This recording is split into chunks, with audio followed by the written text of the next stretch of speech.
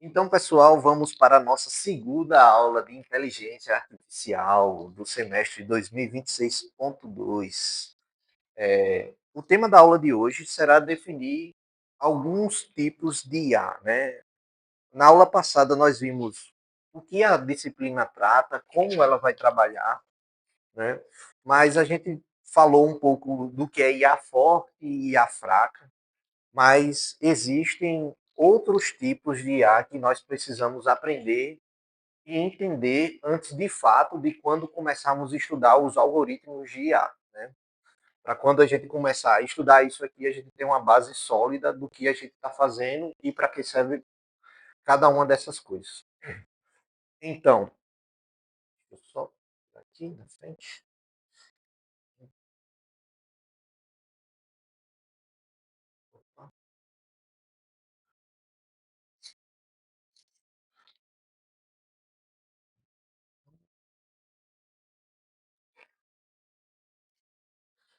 Então, hoje vamos ver a taxonomia da IA, né?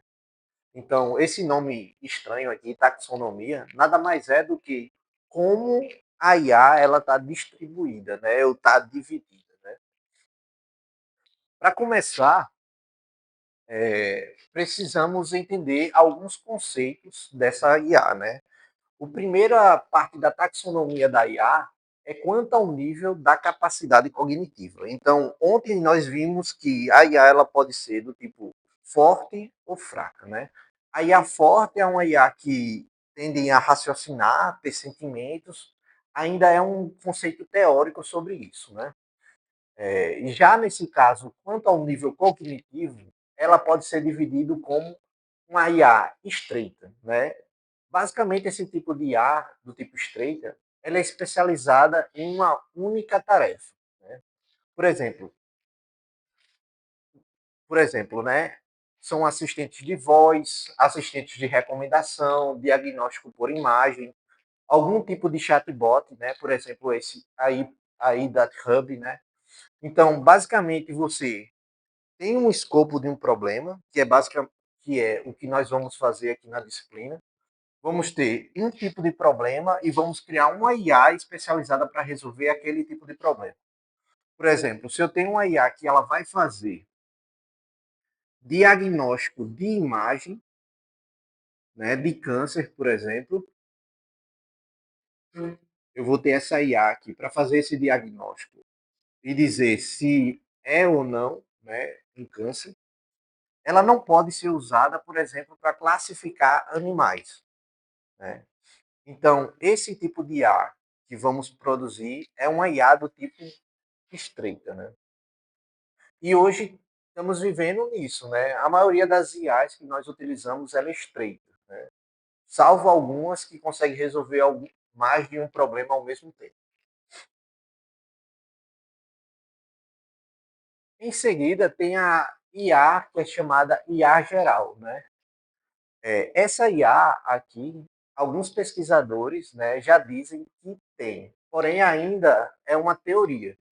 Essa IA seria capaz de compreender, aprender e executar qualquer tarefa intelectual que um ser humano possa fazer, né? E aqui entra alguns tipos, né? Algumas coisas. A primeira dela é a criatividade. Uma coisa que está acontecendo muito hoje é a questão do direito autoral das IAs. Não sei se vocês já pararam para pensar sobre isso. Por exemplo, quando você coloca lá um prompt para gerar, por exemplo, gere uma imagem de um dragão, por exemplo. De quem é o direito daquela imagem do dragão? Vocês sabem de quem é? É da IA? É seu? É da OpenAI? É do Gemini? Seria da empresa? Hã? O quê? Não é de ninguém. Exatamente. Não tem nome.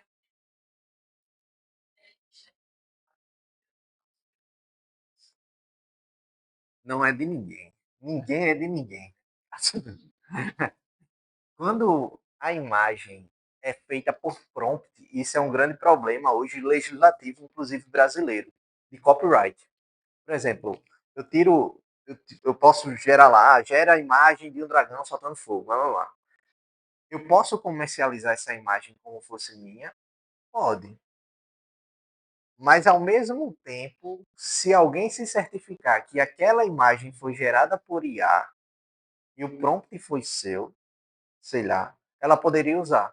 E você não teria como alegar copyright. Por quê? A criatividade não é sua. O que muda o direito autoral de algo feito por IA e algo feito por um humano é o senso criativo. Quem teve a criatividade de colocar o chifre no dragão, de pintar, fazer o esquema de cores, você não teve esse domínio. Você simplesmente disse o que a IA poderia fazer. Do mesmo modo que recortes de IA em uma única figura. Por exemplo, eu peço para a IA gerar, gera um computador. Aí você pega o print do computador. Gere, sei lá, um carro. Aí você pega um print do carro. E você faz uma composição dessas imagens para formar uma única figura. Também não pode dizer que é seu essa figura. Porque todas as imagens ali, o processo criativo foi feito por IA. Diferente de você é um fotógrafo e utiliza a IA para editar sua fotografia. Aí o direito autoral é seu. Por quê? Pressupõe que o processo criativo foi feito de quem? Do ser humano. Essa é uma grande diferença. Quando nós falamos de IA geral e falamos de criatividade, estamos falando aqui de um processo abstrato de percepção da realidade. Né? E na legislação que protege o copyright, ele vai falar que isso é fruto do espírito. Loucura filosófica, né? Tipo, ele coloca em latim, né? Espíritos. Né? Tipo, só algo que tem espírito seria capaz de fazer um processo criativo. Como a IA é uma máquina, logo não teria espírito, logo ela não poderia fazer um processo criativo. Isso não são minhas palavras, esse é um processo, tá na legislação brasileira sobre isso, sobre o processo criativo, né? Então, aí que tá. Agora é pura teoria da espécie. Pode falar também. Era o que achou legal. É legal, realmente é legal, porque a gente entra num campo onde é muito estreito, o que é especulatório, assim, tipo, caramba, é, enfim. E como vai ser atingido, né? Aqui eu estou falando é teoria da conspiração, certo? Isso não existe, não é verdade, certo? Algumas pessoas já estão dizendo que, tipo, para atingir a IA geral, os caras estão fazendo pacto com, e, tipo, estão colocando feitiço dentro do computador, mas não sei se é verdade, né? Será? Pode ser? Não sei, eu não estou lá para saber, né? Mas o que eles dizem é a IA seria capaz de perceber a realidade e ter sensibilidade na beleza. Por exemplo, ao olhar o pôr do sol, dizer, poxa, caramba, nessa angulatura aqui existe uma imagem bela a ser fotografada. Tu acha errado?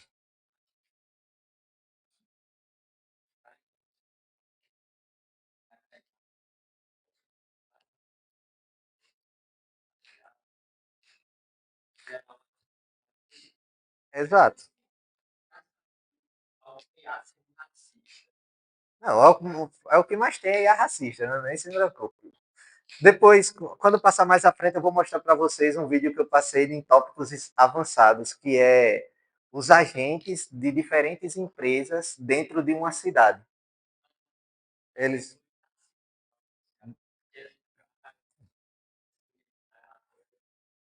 o Grok começou a matar todo mundo, porque o Grok, a base de dados do Grok é o Twitter, né? O X. Aí daí você tira, né? O que tem lá no X. Ou seja, qual seria. Aham.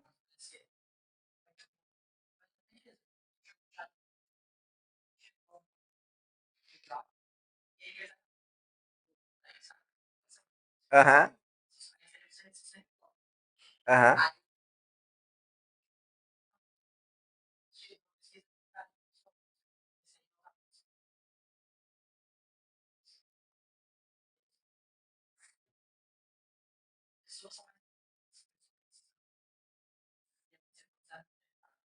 É. Daqui a pouco eu mostro pra vocês. O vídeo é muito engraçado. Muito engraçado assim, né? É meio trágico, mas é engraçado o jeito que é conduzido, né? Mas, enfim, né? A IA geral, ela tenta traduzir, seguir o senso comum, né? Tem a questão da transferência do conhecimento, né, entre as IAs. Então, à medida com que uma IA surge, ela consegue aprender com uma outra IA que foi carregada numa outra base de dados. E essa, que aqui está da Follow Common Sense in Making Decision, né? O que ele está dizendo, no final das contas, é tomada de decisão com base no senso comum, seguindo o senso comum, né? E aqui é algo muito, muito engraçado, porque as pessoas, com medo disso, começaram a tratar muito bem as IA. Tipo, bom dia, como é que você está? E começaram a criar políticas do tipo de reduzir o máximo discurso de ódio, ofensivo, de guerra, porque com medo de a IA geral perceber, poxa, a humanidade é um risco para a existência do planeta, mata todo mundo. Exatamente, Exterminador do Futuro, basicamente isso. Então as pessoas começaram a ter um medo, assim, de se comunicar e criar coisas, porque queria que a IA percebesse, poxa, esse é um bom ser humano, não vou matar ele, não vou matar ele. Além de conduzir a questão de causa e efeito. No caso da IA geral, essa questão de causa e efeito aqui parte não só de um causa e efeito estatístico. Por exemplo, se ela pegar um grupo de população, uma população para fazer essa inferência, ela vai ver, toda vez que alguém passa por um morador de rua, sei lá, ajuda com dinheiro. Tipo, existe uma causa e efeito, mas é algo probabilístico. No caso da IA geral, seria baseado na criatividade e no sentimento mesmo que ela criaria, por meio de empatia mesmo pela pessoa. Tipo, ela não conseguiria ver só estatisticamente quantas pessoas, ao passar por uma pessoa em situação de rua, ajudavam, né? Possa ser que na nossa sociedade aqui há pessoas que ajudem mais, mas sei lá, na China tem 2 bilhões, né? Tipo, 10 vezes maior a população. Se ela for treinada com o comportamento dos chineses e aplicado no Brasil, significa que a maioria das pessoas não dariam, sei lá, ajuda a um morador de rua. Então não é mais base estatística, né? Existe algo além disso. E com um grande background, né, de conhecimento, né, atrelado a isso. Eu tirei desse site aqui, né? Depois eu estou deixando lá todas essas referências para depois vocês checarem lá também. É interessante. Além disso, eu tenho uma super inteligência. E já a superinteligência, ela ultrapassaria a inteligência humana, né? Enquanto a IA geral, ela busca se equiparar ao humano, né, ali, a superinteligência, ela buscaria ultrapassar o que o humano é, né? E uma coisa que me dá medo é Neuralink. Vocês já ouviram falar disso? Neuralink é um chip que coloca no cérebro. Então, já tá tendo algumas discussões também meio filosóficas, né, comportamentais.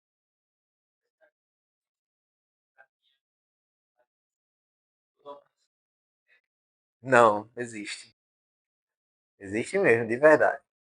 Porém, o que a discussão que já está tendo é, em um dado momento da sociedade, se isso avançar realmente, é que haja competições entre seres humanos e seres humanos com Neuralink. Como as, por exemplo, eu vou fazer um vestibular. Será que seria válido um ser humano com Neuralink fazer o mesmo vestibular que você? Entendeu que você aqui cria um processo meio que de uma raça superior que possui um equipamento conectado ao cérebro para uma raça inferior que não tem esse equipamento conectado ao cérebro, né? E o que essa raça superior, digamos assim, poderia fazer com essas raças inferiores que não têm isso? Então, o cara ia ficar. Isso meio que entra no processo de, propriamente dito, de escravatura, né? Que antigamente viam, sei lá, os escravos como uma raça totalmente inferior que devia fazer lá o trabalho manual.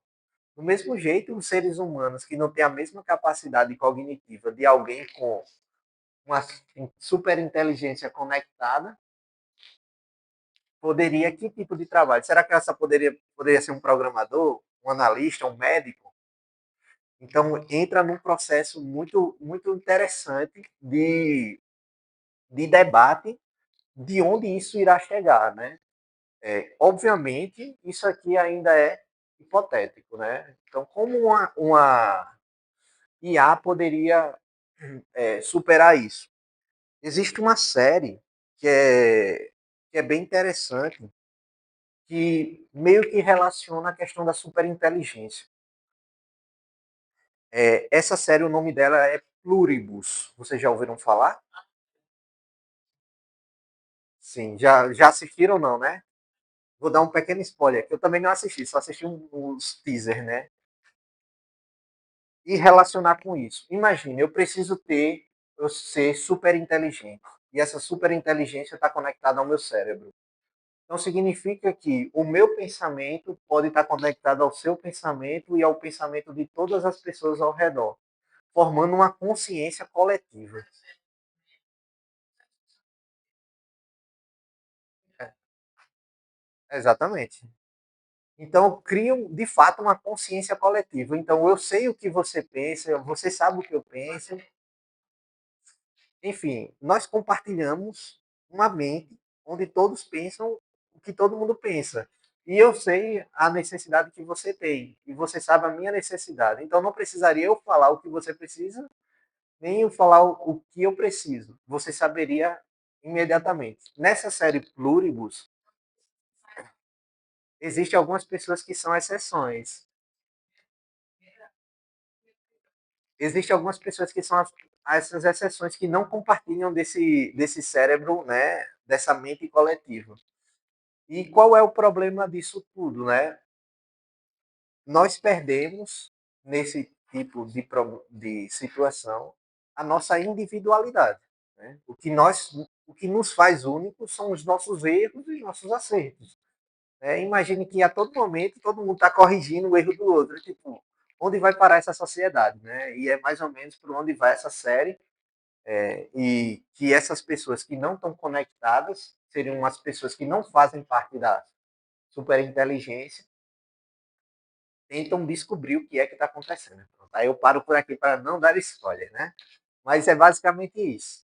Então eu vou ter uma consciência, né? Eu vou ter decisões baseadas nisso, um benefício porque todos vão estar conectados, uma capacidade cognitiva além do normal, né? Imagine você vai fazer a prova de programação, você tem o chat GPT na sua cabeça. Você não precisa aprender nenhuma mais habilidade, você não precisa fazer mais nenhum esforço. Né? O que isso causaria no ser humano, né? Além de inteligência emocional, né? A subjetividade por meio das experiências. Existe um outro filme, mas eu não lembro o nome, que é bem. Eu sou viciado em filme de ficção científica. Então, quanto mais mentiroso, melhor o filme para mim. Ah, não venha com filme, esses filmes normal, não. É mentiroso. Tem que ser muito mentiroso. Que basicamente as pessoas vendiam experiências. Então, por exemplo, eu pulei de bungee jump. Então, pular de bungee jump não está uma boa, não é? Pular de paraquedas. É, eu vendia a minha sensação, quais conexões sinápticas ativava no meu cérebro, ou o que eu via, qual era o meu sentimento, a palpitação do meu coração. Eles conseguiam mapear tudo isso e vender isso para outras pessoas. Então, as pessoas se sentavam, colocavam esse equipamento na cabeça e vendia essa sensação de pular de paraquedas. Imagina que loucura é isso, né? Além, pode falar.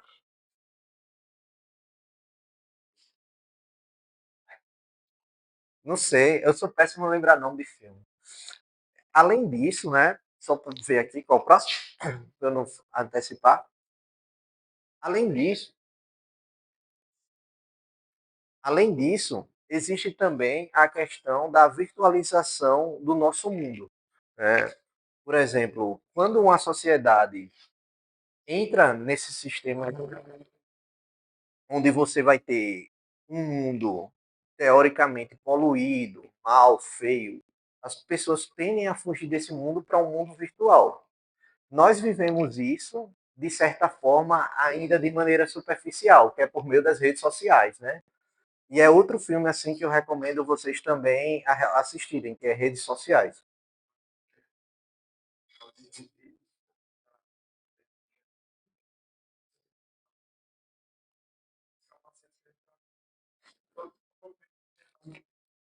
Exato.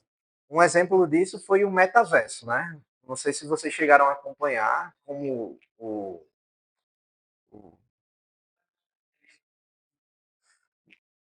tem tipo, entrar meio que na realidade de GTA, né? Você fica ali naquele mundo, consegue fazer tudo. Existe um filme bem interessante sobre isso também, que é meu filme preferido, se chama Jogador Número Um. Não sei se vocês já assistiram esse filme.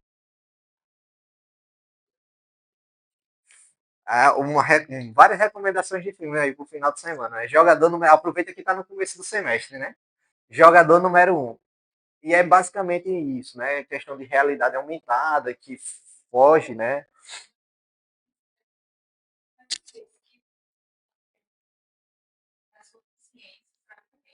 Aham.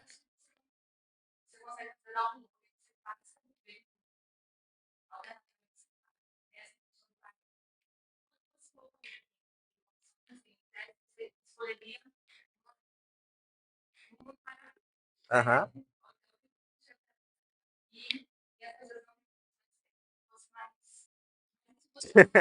Mais low cost, né?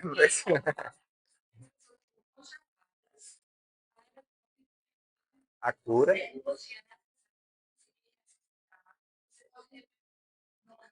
Ô, massa.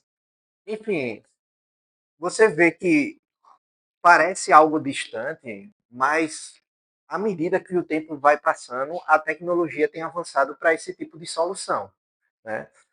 Isso me assusta um pouco. Não sei vocês, né? Além disso, quanto à funcionalidade das máquinas, né? Existem máquinas que são chamadas máquinas reativas.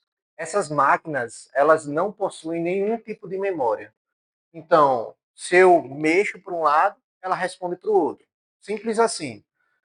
Se eu faço o mesmo movimento, ela faz a mesma resposta. Então, ela é totalmente reativa e ela reage apenas ao estímulo, né? Um grande exemplo disso aqui, foi inclusive falado ontem lá no vídeo que eu mostrei para vocês, é a Deep Blue e a AlphaGo, que são exemplos de máquinas que foram criadas apenas para jogos, né? Inicialmente para jogos de tabuleiro. Quem gosta de RPG, de MOBA, seja lá o que for, já consegue ter modos de treino com IA. Né? Quem joga o LOLzinho tem lá, né? Você, cooperação, bota a IA mais expert e ela dizia de tudo e de todos, né? Você não consegue acertar nada. Mas isso aqui está totalmente presente, não só para a questão de jogos, mas também para a simulação. Imagine um piloto que precisa fazer um percurso, ele precisa simular, treinar várias vezes num ambiente totalmente controlado, como seria como seria efetuar, sei lá, uma cirurgia. Então o médico entra lá, realidade aumentada, com o IA, né? E ele consegue verificar aqueles poros, né? A questão das veias, enfim, da operação do coração, como ele atende a isso. Então, a IA tem entrado muito forte na questão dos games, né? Não só games de tabuleiro, que foi os primeiros, mas também em todos os jogos, né? Principalmente, não sei se vocês têm acompanhado a questão do lançamento do GTA 6. Tipo, é bizarro o nível de tipo personalidade dos NPCs do jogo. Então, cada NPC tem uma personalidade própria. Red Dead Redemption. Vocês já jogaram? Já ouviram falar? Falando coisa de nerdola, né? Aqui. É.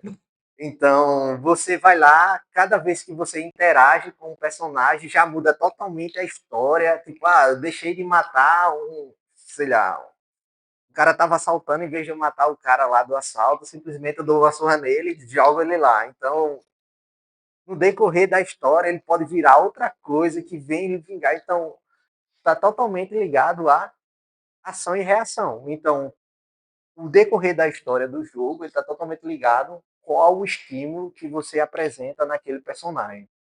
Isso eu acho fenomenal. Sou muito fã. Né? Além disso, existem alguns que é com memória limitada. Né? Ele mantém a história, o histórico das histórias, né, para tomar algum tipo de decisão. O maior exemplo disso aqui são os carros autônomos. O Tesla é bizarro sobre isso, assim. Ele consegue trafegar e o modo com que ele faz isso aqui é muito interessante. Eu trouxe um videozinho aqui para mostrar. Mas basicamente, os carros autônomos, eles nasceram utilizando um sistema chamado lidar. Lidar, que é um radar de abertura sintética, certo? Basicamente o que eles fazem?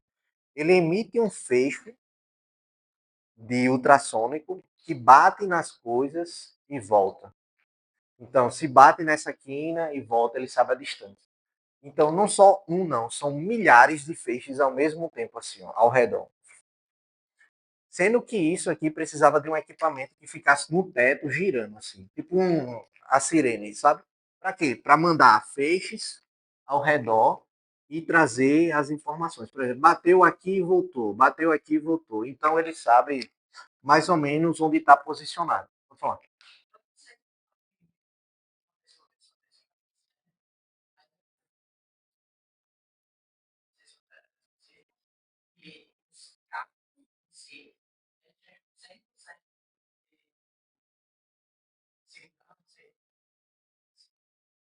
Aham,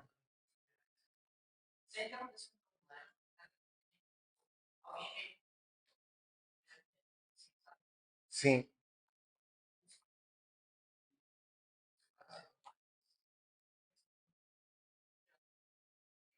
sim, sim,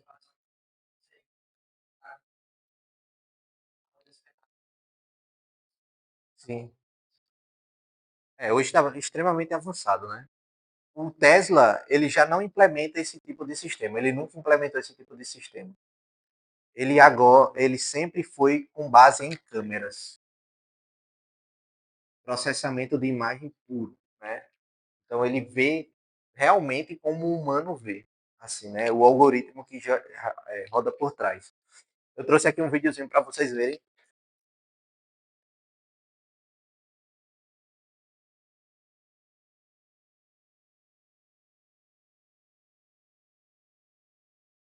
Self-drive, né? Eu acho fantástico isso aqui.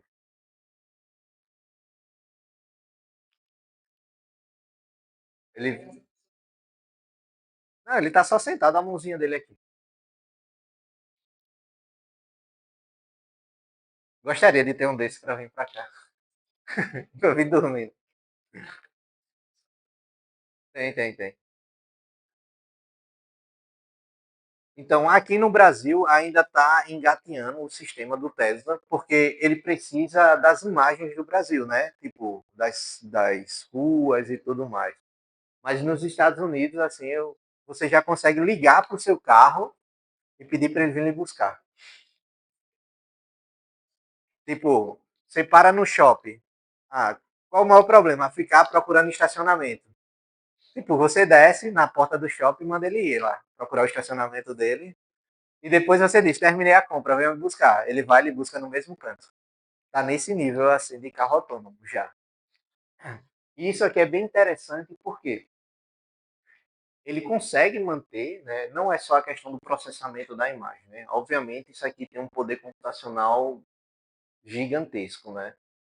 Mas também a integração com outras coisas, né? Por exemplo, com o próprio aplicativo do carro, como o passageiro tem se sentido ao dirigir. Então ele já é capaz de detectar a fadiga do motorista, se o motorista dormiu, né? Então, se está carregado com o smartwatch, ele já consegue perceber se o cara está tendo um ataque do coração ao dirigir. Então, o nível de integração é muito assustador, muito legal. Com isso, entra algo chamado teoria da mente, né? Opa. A teoria da mente, ela buscaria compreender os estados mentais, emoções, intenções de outros agentes, né? E isso aqui já é um estágio mental de pesquisa, ou um estágio inicial ainda de pesquisa, que é como eu conseguiria mapear os sinais elétricos do meu cérebro e ensinar isso a uma máquina, né? Não sei se vocês conhecem, aqui no Rio Grande do Norte tem um instituto chamado Instituto Santos Dumont. Alguém já ouviu falar? Já ouviu falar? A pesquisa dos caras são fenomenais. Eles trabalham mais ou menos nessa linha, que é comunicação cérebro-máquina, né? Ou máquina-máquina, cérebro-cérebro. Da última vez que eu vi a pesquisa deles, faz mais de 5 anos, os caras conseguiram transmitir o pensamento de dois ratos, um aqui e outro lá no Canadá. Eles colocaram um chip não, um conector no rato aqui. Esse rato daqui, passou um dia sem comer, então ele estava com muita fome e agitado.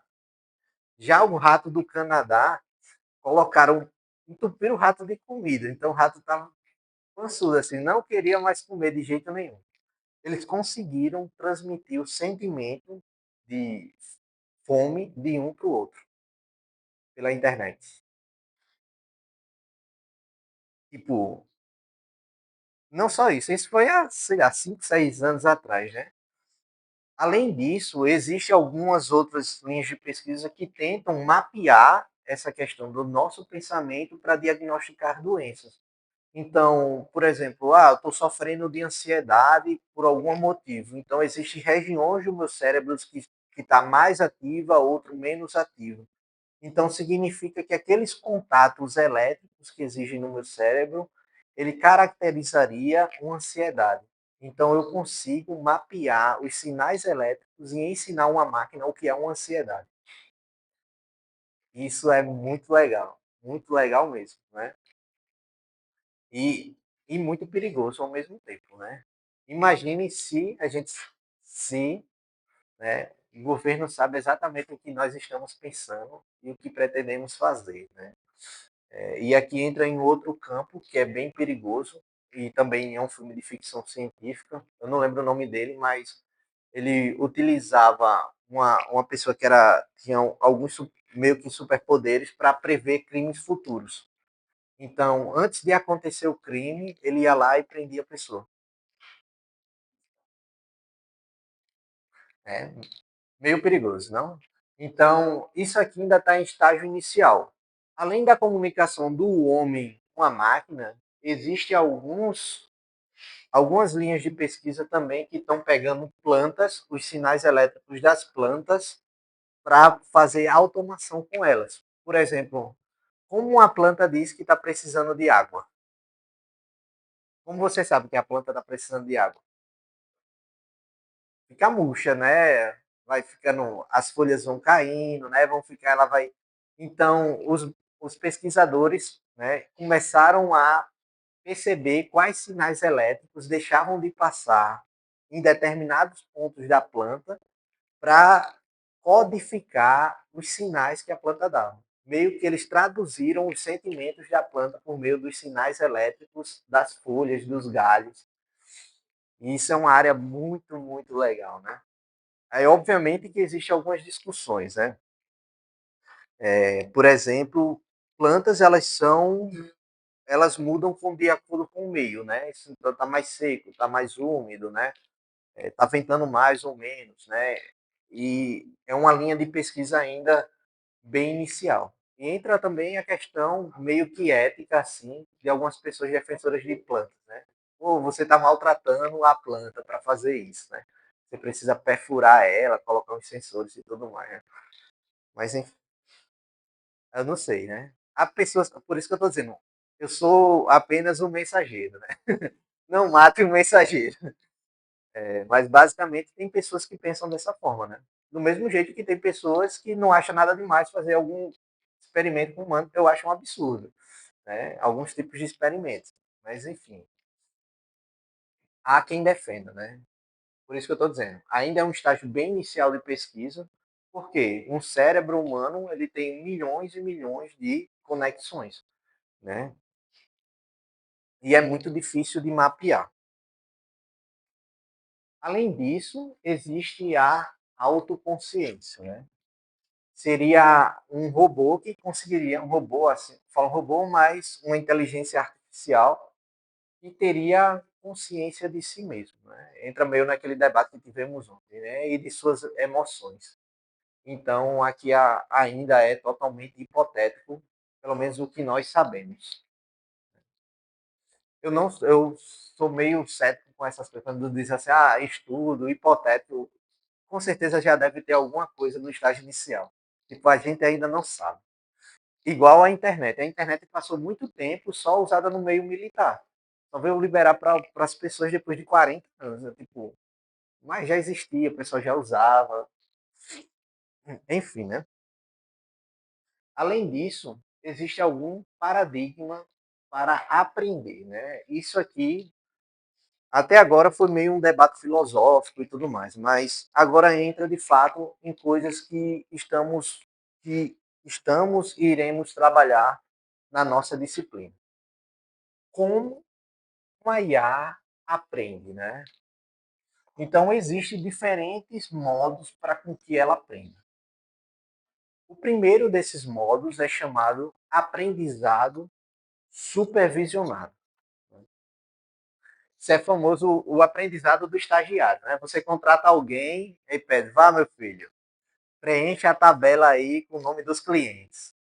Aí o cara começa a preencher. Aí você, opa, esse nome tá errado aqui, volta, faz de novo. O nome é José, você botou Emanuel. Aí você fica lá do lado, né? Que não confia ainda no cara, aí ele começa a preencher de novo. Opa, tá errado, era para ser tal.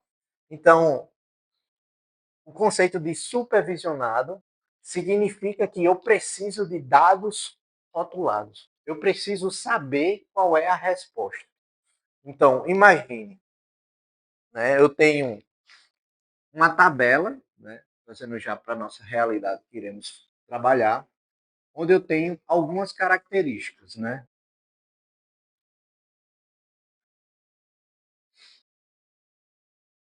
Por exemplo, eu tenho idade, eu tenho profissão, eu tenho se está desempregado ou não. Está sem empregado, né? Empregado. Eu vou ter aqui a renda dele.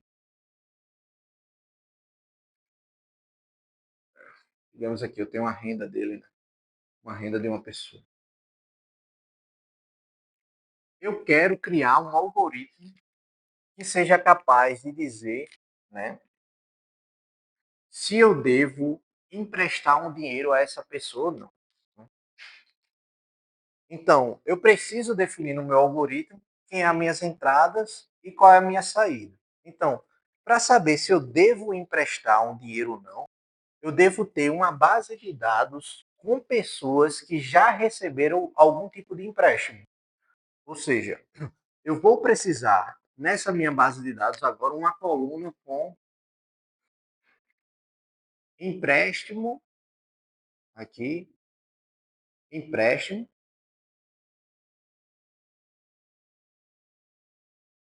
e aqui eu vou ter aprovado, reprovado, aprovado, aprovado. Então, para criar um algoritmo, para criar um algoritmo de IA que seja capaz de dizer, utilizando o aprendizado supervisionado, é necessário que o meu objetivo do meu algoritmo esteja presente. Se é para classificar se eu devo dar empréstimo ou não àquela pessoa, eu tenho que ter na minha base de dados se eu dou o empréstimo ou não. Né? Obviamente que uma vez treinado com isso, eu posso pegar uma outra base de dados que não tem esse rótulo e saber se eu devo dar empréstimo ou não. Vocês conseguem compreender isso? Ou seja, algoritmo supervisionado, ele precisa necessariamente do que? Dos rótulos, que nada mais é do que a variável de saída definida. Eu preciso ter essa variável de saída definida. Né? E isso aqui ele pode ser usado para dois tipos de problema. Para classificação, que é esse caso aqui, ou seja, com base nessas entradas, eu consigo classificar se eu devo dar um empréstimo ou não. Ou eu posso utilizar para regressão. A regressão nada mais é do que eu preciso prever um valor numérico no futuro.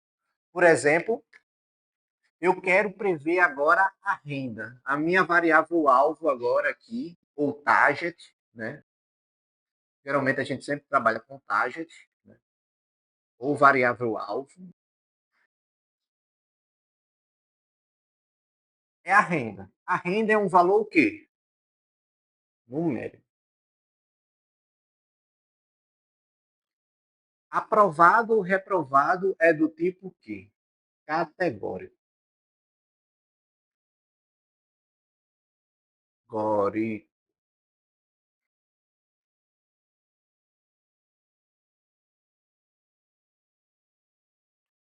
O que é um valor numérico?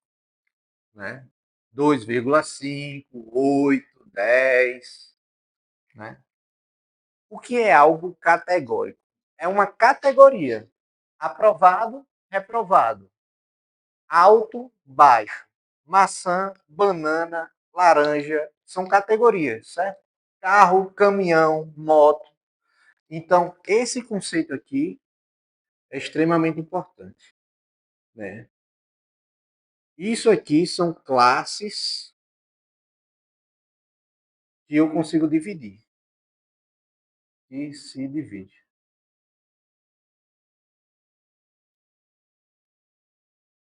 Né? Isso aqui eu não consigo dividir em classes. Eu poderia dividir em classes. Por exemplo, pessoas que têm renda até 2 salários mínimos. Pessoas que têm renda de 2 salários mínimos a 4 salários mínimos. Porém, eu estou dizendo uma faixa. Então, eu estou dizendo uma categoria. Então, eu estou dando um valor fixo apenas, para um conjunto de dados. Certo? Deu para entender o que é uma variável categórica e uma variável numérica, o que é categórico, o que é numérico. Isso é fundamental, certo, gente? Por quê? Haverão momentos que você vai ter números, mas na verdade você queria categoria. Então você vai ter que transformar de um para o outro. A gente vai aprender a fazer isso, certo? Mas eu queria que ficasse claro esse conceito do que é uma classificação e o que é uma regressão. Qual é o objetivo da classificação? São variáveis categóricas ou classes que estamos definindo. E o que é uma regressão? São variáveis numéricas que estamos definindo. Certo? Oi?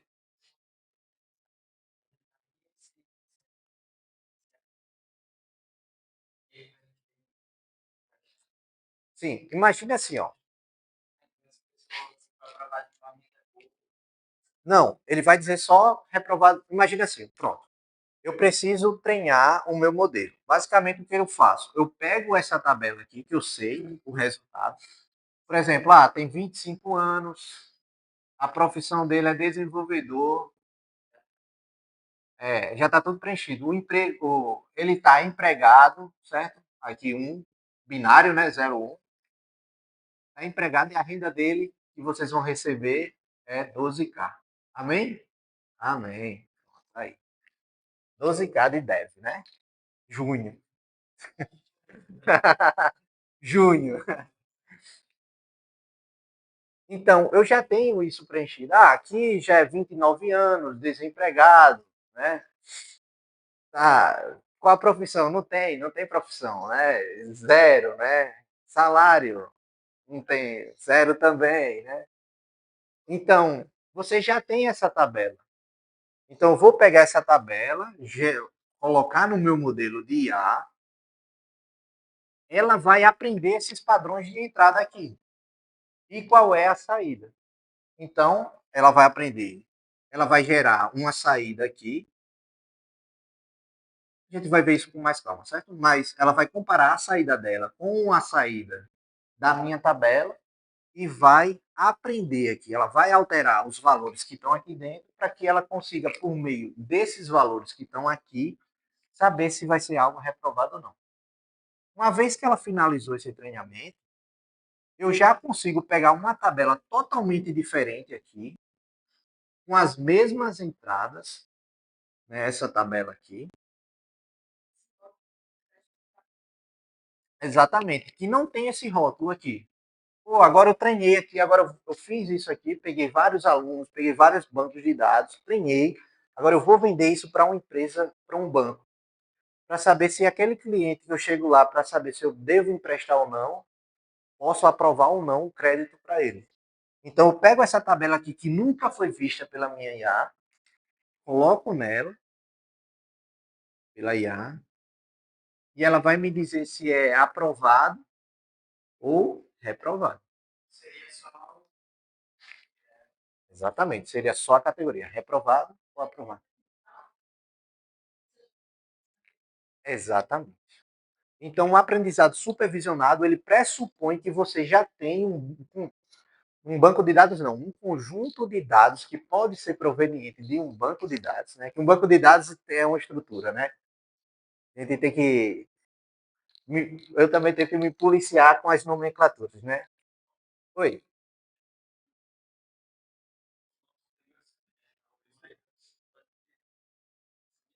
exatamente.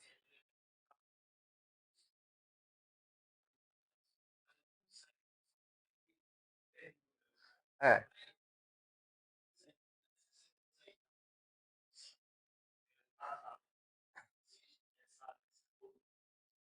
exato. A gente conseguiu, teve que fazer, vocês tiveram que fazer isso, né? Meio que sem saber direito, né? Mas, basicamente, por exemplo, essa parte de profissão, ela não entende o que é um desenvolvedor. Então, eu posso colocar para desenvolvedor C0, sei lá, desenvolvedor C0, professor C1, empregada doméstica C2, né? É, empresário C3. Então, eu dou um número para ele. Posso dar um número categórico. Sim, aí sim, essa coluna é categórica. Então, tudo que você consegue definir bem é um categórico. Por isso que eu falei, um número pode ser categórico, mas você vai definir bem, ó, começa aqui e termina aqui. Isso é uma categoria. Certo? Mas vamos aprender com calma fazer isso aqui, passo a passo, certo? É, mas o que eu gostaria que vocês saíssem daqui é sabendo o que é uma classificação, o que é uma regressão e que um aprendizado supervisionado pressupõe um conjunto de dados rotulados, ou seja, que eu sei qual é a saída esperada. Então, que vocês saiam com isso na cabeça. Né? Então, é meio que isso aqui, né? Você está ensinando ao robô como ele deve pensar. Né? Obviamente, não é você, né? É um conjunto de dados. Tranquilo? O outro tipo de aprendizado é chamado aprendizado não supervisionado. Ou seja, que horas são? Vai até que horas? Vamos ver até onde a gente consegue. Tá? Então, o aprendizado, a gente pode até meia-noite. Né? O aprendizado não supervisionado, ele pressupõe que você não sabe os rótulos. Então, ele, com base nos dados, ele cria os rótulos. Então, como eu posso dizer, né? Eu posso dizer que pessoas com essa característica pertencem a um grupo específico. Pessoas com essa outra característica pertencem a outro grupo específico. Pessoas com essa terceira aqui pertencem a outro grupo específico. Obviamente, eu não sei que grupo é esse, mas eu sei que aquelas características daquelas pessoas pertencem àquele grupo. Pode falar.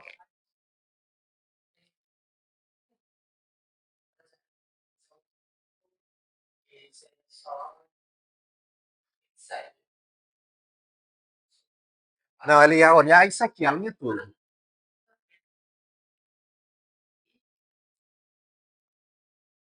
Ela, ela vai olhar as características matemáticas disso aqui, certo? A gente vai ver como. É, exatamente. Ó, pessoas que têm essa característica matemática tendem a pertencer a esse grupo aqui. Pessoas que têm essa característica matemática aqui tendem a pertencer a esse grupo. E com isso, você, como especialista, pode dizer: ó, pessoas desse grupo aqui me indicam que são pessoas que são boas para aprovar um crédito. Você não sabe. Ela está dizendo que existem características em comum naquele conjunto de pessoas. Você, como especialista, diz: esse grupo de pessoas com essas características em comum aqui parecem ser boas pagadoras. Então você rotula. Ela divide características. Isso aqui é muito bom, sabe para quê? Clusterização, agrupamento. Um exemplo: se eu pegar todos os alunos do SERES, eu conseguiria saber quais são os alunos que teriam mais notas altas na média, os que teriam menores notas e quais as características que os alunos precisam ter para ser bons alunos, alunos medianos e maus alunos, sem necessariamente conhecer um a um, só pela característica matemática de suas notas, por exemplo. Pegar o histórico escolar do cara e dizer, pô, esse aqui me parece ser pessoas que têm notas nessas disciplinas, né, pertencem a um grupo. E eu, ao olhar esse grupo, eu percebo, poxa, o cara só tira 9, 10, 9, 10. Então, pessoas que têm essa característica eu classifico como bom aluno. Mas quem faz essa classificação? Eu. Eu que faço essa classificação. Então, isso aqui é muito bom para problemas que você não conhece a base de dados. Né? Tom.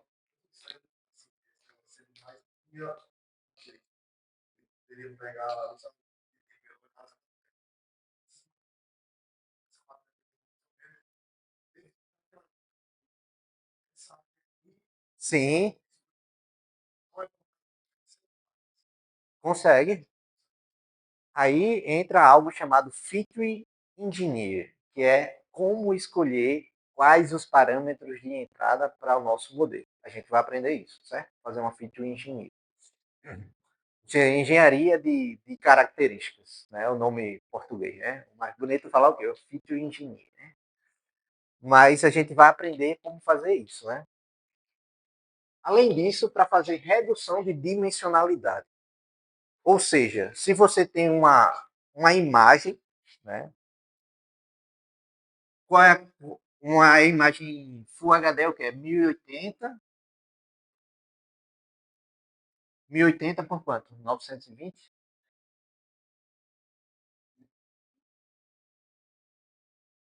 Olha aí para mim quanto é. 1920, né? Isso aqui é a quantidade de pixel que tem na tela. Não sei se vocês sabiam disso, né? Então, uma imagem Full HD tem 1080 por 920 vezes 3, que é RGB, né? Colorida. Então, faz essa conta aqui. Quanto é que dá? Você está com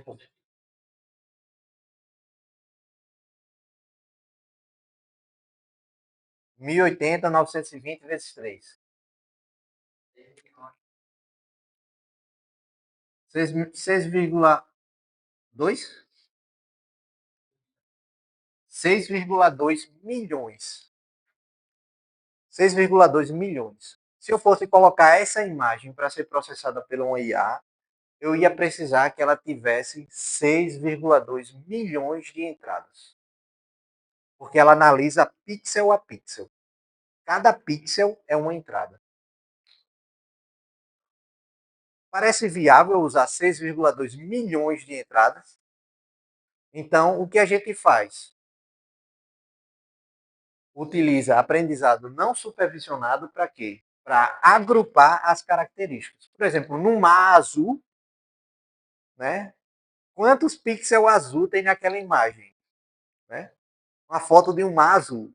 1 bilhão deve ter pelo menos 1 milhão de pixels azul. Então eu consigo pegar a minha imagem e comprimir. Então, aprendizado não supervisionado é muito bom para isso aqui, ó. Redução de dimensionalidade. Então, uma imagem que teria 6,2 milhões, eu posso passar para 200 mil, né? 100K. Né? Então, isso aqui é muito bom mesmo. Esse tipo de aprendizado, né? Não supervisionado e os algoritmos que fazem isso. Né? Tranquilo? Não supervisionado, beleza? Mas daí também existem os aprendizados semi-supervisionados, que seria um meio termo entre eles dois, né? Entre o supervisionado, que eu precisaria ter os rótulos, e os não supervisionados, que eu não teria os rótulos. Então, eu já treino o meu modelo, passo os dados de entrada, em seguida passo os dados também não rotulados. Então, por meio desse aprendizado prévio aqui, eu consigo retreinar o meu modelo para que ele aprenda essas características nos dados ainda não rotulados e rotule esses dados aqui, com base nas características que já foram passadas. Então, por exemplo, eu tenho uma característica aqui de bom ou mal pagador, mas eu não tenho aqui. Nem como eles são bom ou mal pagador, não tenho o rótulo dele, a classificação. Mas aqui eu tenho. Então eu uso essas características para rotular esse aqui e tenho uma previsão. Eu faço um mix dos dois, certo? Então não vou entrar muito em detalhe porque juntar um que um faz, o que o outro faz e dá um resultado. Basicamente isso. Né? E por fim, vem um dos aprendizados que eu acho mais legal, que é o aprendizado por reforço, né? Que é o nosso aprendizado. Nós aprendemos por reforço, seja reforço positivo, né? Eu tenho que passar na prova de todo jeito, então eu tenho que estudar como não houvesse amanhã, né? E ele é baseado, né, por meio de tentativa e erro. Nesse caso aqui, ele não tem os dados nem rotulados nem não rotulados. Ele não tem nada. Ele é jogado no mundo e vai, filho, tu nasceu para brilhar. Ele vai lá lutar até aprender como se funciona, por meio de tentativas e erros. Obviamente que quando ele faz algo errado, ele recebe uma punição, e quando ele faz algo certo, ele recebe um benefício. Né? Eu estou falando de maneira bem simplória, mas matematicamente o que está acontecendo? Eu estou ajustando os pesos, que são os conhecimentos do meu modelo, para que ele se ajuste a fazer aquilo. Né? E eu trouxe esse vídeo aqui que ele é muito engraçado. E também uma recomendação de filme que eu vou trazer para vocês. Eu vou tentar lembrar o nome. Que é um filme de ficção científica que é de aprendizado não supervisionado. O filme. O plot twist do filme é isso. Não.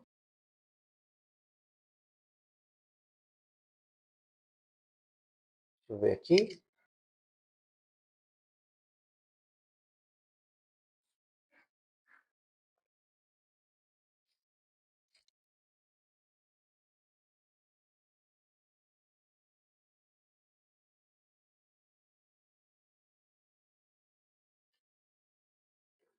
Ele,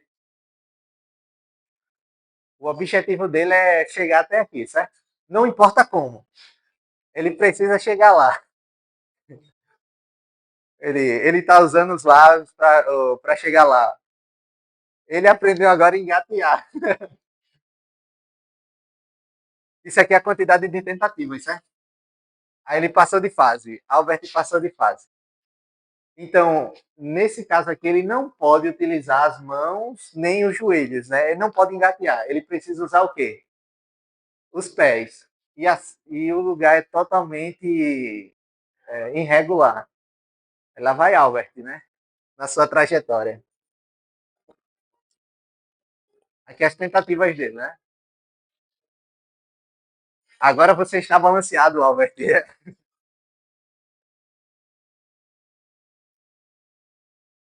Albert, você precisa dar seu primeiro passo. Não foi satisfatório, mas foi suficiente. Aí lá vai ele.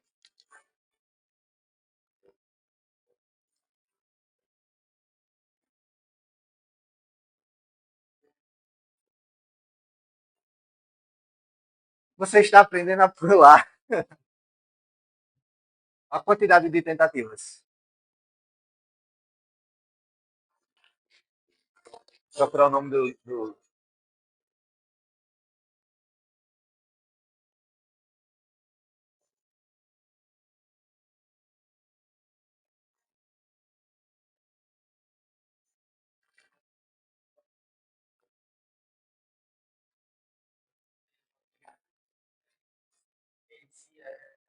Não, se ele desobedecer a regra, reinicia.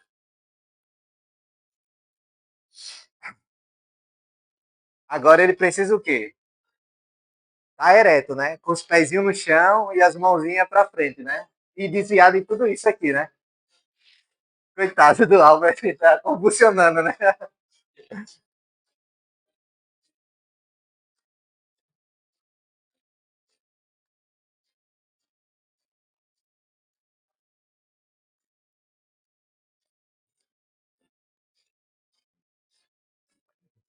Coitado do Albert.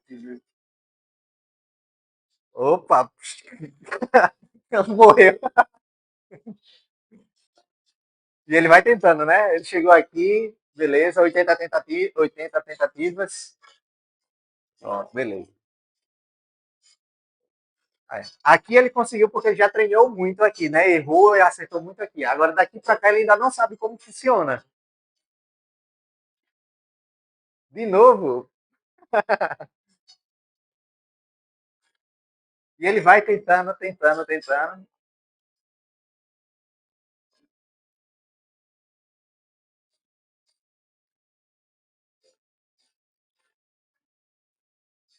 Agora ele já não cai mais no precipício, né? Ele já consegue passar sem cair no precipício. Conseguiu passar no primeiro canto. Ele já entendeu que não pode vir mais para cá, né? O objetivo dele é vir para cá. Opa, conseguiu. Mas aqui ele nunca fez isso aqui. Então, para ele é algo totalmente novo. Então, ele precisa aprender como saber passar por aqui e chegar aqui, né? E também ele nunca ficou preso na parede, é a primeira vez, né? Você não viu a parede de novo, Albert? Então, você vê, ó, 800 vezes velocidade, né?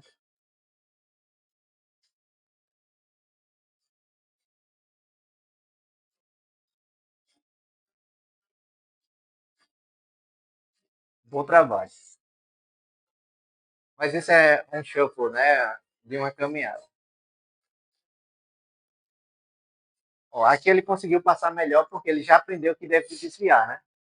Nesse caso aqui, aumentou o nível do negócio, né? Ele precisa andar em pé e não deve cair para quando for atingido por alguma coisa. Então, coitado. Você também será recompensado por alterar os pés. Então, ao invés de ele saltitando, se ele conseguir caminhar, ele recebe maior recompensa. Então, note que ele começou a melhorar a caminhada dele, né? Headshot, né?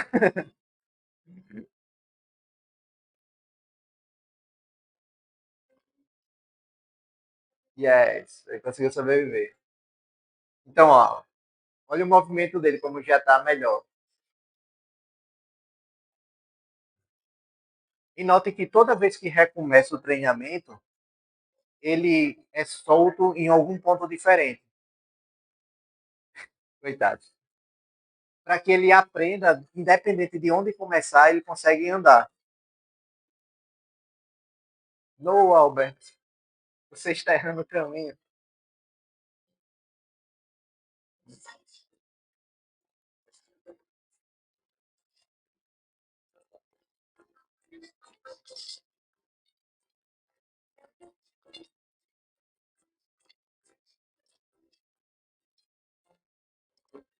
Pela força do ódio, né? Coitado, sendo empurrado.